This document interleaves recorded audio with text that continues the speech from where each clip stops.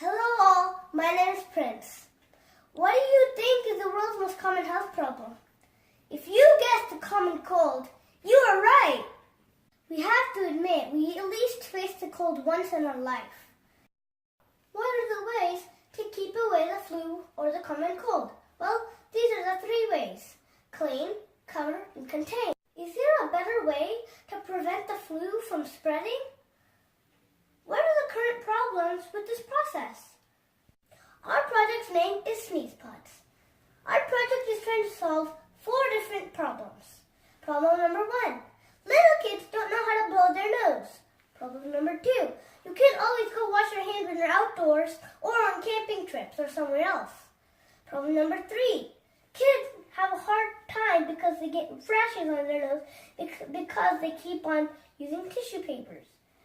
And problem number 4, when you throw your paper towels in the dustbin, the germs are not closed really properly, so they can still get out. They can still spread, and then the other person who opens the dustbin might get the flu.